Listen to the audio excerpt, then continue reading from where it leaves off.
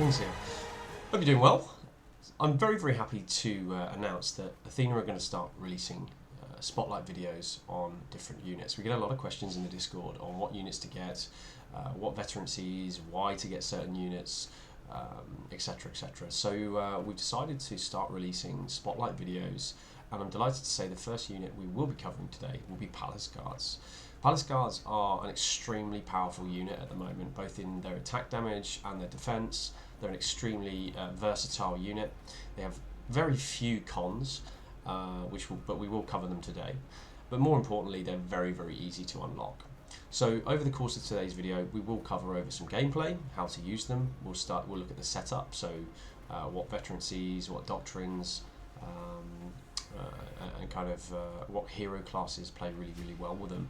And then we'll also look at unit placement, so how to use them, where to position them, what not to do with them, just to give you a bit of an overview on how to use this unit. As the weeks pass, we will release more videos with more units just to help out with giving you guys an update on Season 10 and where certain units are pitched against other units. So without further ado, let's get into Palace Guards. Okay, so in the barracks, let's find our Palace Guards here. There they are. So, Palace Guards, pretty versatile unit. I like my nice little tie there. So let's cover the veterinary lines first. So I've gone with top line. The main reason top line is preferred is the sheer damage output, plus a variety of things such as we can see here, increases the number of enemies that can be hit with one strike. There's a variety of increased critical damage, block breaking, you know, this ability here, which is, we'll talk about this later, shield bash, extremely powerful. Attacking enemies can daze them, very strong in melee combat, extra damage and some increased defenses. As opposed to, you know, an increased amount of defense, they're already very defensive units, very tanky units, so that additional defense is just unneeded. And in the bottom line, there's just a lot of tank. Lots of health. They do have the shield formation though, and the shield formation gives them the ability to kind of put their shields together to block arrows, so it is quite useful. So the stats are pretty balanced. They've got a fair amount of health. We'll compare them into paladins in a second. Quite high damage, quite high damage output, but mainly tank. Let's find paladins quickly to compare. Yeah, there they are. So. Yeah, so it's roughly about a little bit less health, around the same amount of damage output, not as much in terms of piercing, I believe, but again, it's hard to cross-compare straight off the bat. But when we compare it over to the Palace Guards, it's pretty balanced, right? However, these are the raw stats. Under the abilities, one of the most powerful abilities is Guard the Throne, and Guard the Throne, we'll talk about that in detail in a minute, but plus Iron Sides. Iron Sides is huge. In terms of its defense capabilities, but Guard the Throne really enables us to add huge defense benefit to our units. We also have a standard charge as well.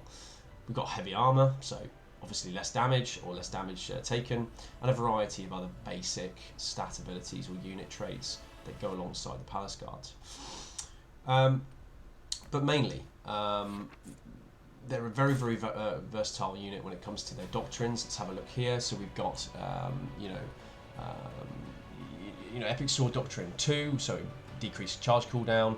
We have the Defense Doctrine, which increases defense, slashing and piercing by quite a lot. We also have the increased block as a shield unit. They're going to be blocking a lot, especially Palace Guards in guard mode or defense mode.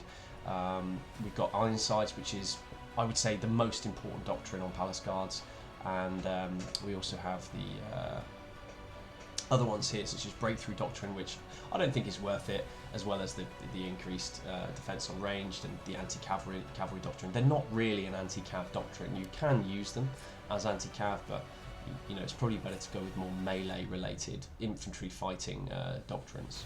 So let's move in to have a look at their repair cost. You can see it's not massive. They're a purple or an epic unit. It's not huge. So let's move into gameplay.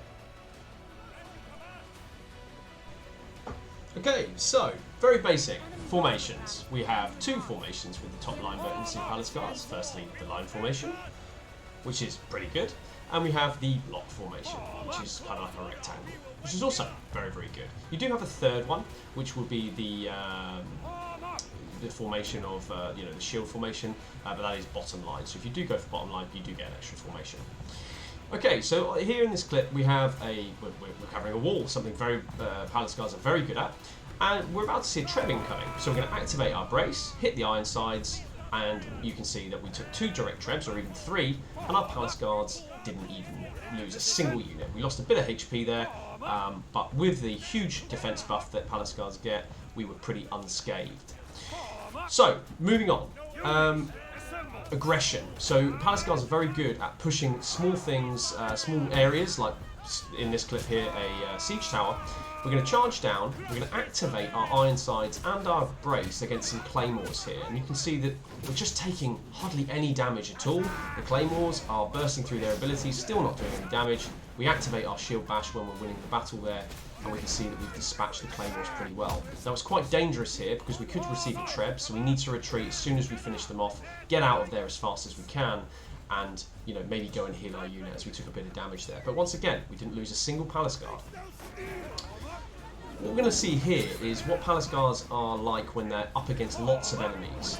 You can see I'm Xing the unit into the enemy. I'm not charging or pressing V, I'm just charging my enemy in with X and then using the 1 ability to charge in, brace and iron sides at the same time, and then allowing the Palace Guards to do the damage. When we've done the damage, we don't want to keep pushing. We want to bring them back out again unless we're really winning the battle or we need to push. In this clip, we can see that the enemy are quite hard pushing A, and they've already just capped it. So, looking like the team are pushing up and trying to hold up the enemy, we're going to go back up there, we're going to have a look, and what we're going to see is there's going to be a lot of enemies here. So we have to make a judgment call, and what we're going to do here is we're going to pull the Palace Guards up, and we're going to try and line block them. I'm Xing the unit. If you look into the unit there, you can see I'm Xing the unit directly into the middle of the enemies, activate Ironside, and once they're close enough in melee, I'm going to drop them into brace, and I'm going to leave them there. As a glaive, I'm then going to buff them constantly. Something a longsword can do is also heal them consistently and just allow them to do more damage. Once we realise that we're not really doing anything here, we're kind of pushing them back, we are winning, but we're not really making much ground, we're going to try and exit our Palace Guards from that fight without taking too many losses. And there we go, we've taken most of them out. I think we lost about 6 Palace Guards there, but we've managed to accumulate quite a few kills. So in this clip we're going to see how not to use Palace Guards. Palace Guards are very, very good when there's lots of friendly units. And again, like any unit, when they're outnumbered, they are good and they will do some damage, but they're going to get killed pretty quick. We're going to try and hold this, our team are trying to hold up this siege tower here. So we're going to position to try and cut off the enemy supply on the tower here and put them in Ironside and brace, but we're just not close enough to stop them coming in. And we're going to see some imp pikes push over now in formation. We're not going to use our invulnerability with the shield bash because they're pretty much going to die against this anyway. So we're just going to hold out as long as we possibly can, and then we're eventually going to perish. But again, we did manage to hold them up, and we did a fair amount of damage. In this clip, enemies are coming down the staircase, and the first enemy is going to push into our shields on the right hand side, and we're going to cut off the resupply in the back lines by charging the staircase, activating iron sights on the charge, and then dropping into brace. However, there are Iron Reapers and another unit of Palace Guards there, and they're going to just absolutely annihilate our unit, including myself. So overall, Palace Guards are a seriously powerful unit, and it just takes a bit of practice. But most importantly, you've just got to remember, charge them in, use iron sights, followed by the brace, and then leave them in the brace. Again, this is supposed to be just a quick guide. There's lots of other talking points around this unit, but I hope you've enjoyed this overview. And again, we will be doing other 10-minute spotlights on other videos, with other videos on other units. So stay tuned, I hope you enjoyed it, and if you need anything, please let me know in the Discord. Thanks for watching, peace out.